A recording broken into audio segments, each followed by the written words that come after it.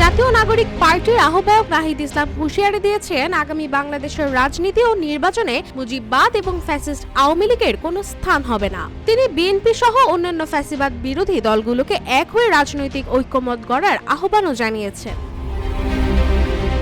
গেল বুধবার রাজধানীর স্কাটনের লেডিস ক্লাবে বিএনপির আয়োজিত ইফতার মাহফিলে তিনি এই মন্তব্য করেন। তিনি আরো বলেন, আমরা মনে করি ৫ আগস্ট বাংলাদেশের জনগণ যে শক্তিকে পরাজিত করেছে তা হলো মুজিববাদ ও ফ্যাসিস্ট আওয়ামী লীগ। বাংলাদেশের ভবিষ্যৎ রাজনীতি এবং নির্বাচনে এই রাজনীতির কোনো স্থান থাকবে না। নাহিদ ইসলাম আরো যোগ করেন, আমরা মুজিববাদের বিরুদ্ধে যে লড়াই করেছি সেই গণ অভ্যুত্থানের স্পিরিটকে ধারণ করে দেশের রাজনীতি ও নির্বাচনে পরিবর্তন আনতে হবে।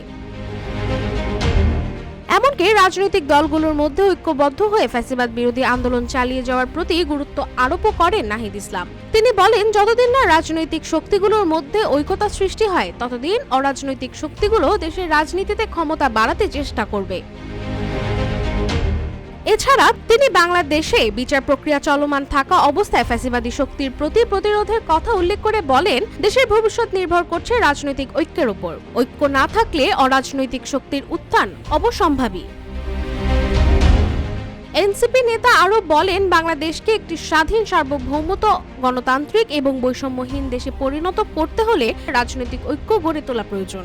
তিনি জাতীয় নাগরিক পার্টির পক্ষ থেকে বিএনপি সহ অন্যান্য ফ্যাসিবাদ বিরোধী দলগুলোর সহযোগিতা এবং শুভেচ্ছা জানিয়ে তাদের এক হয়ে কাজ করার আহ্বান জানান।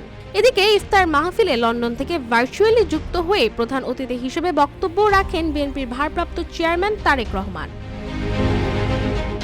রাশিকা হোসেন, রূপালী বাংলাদেশ।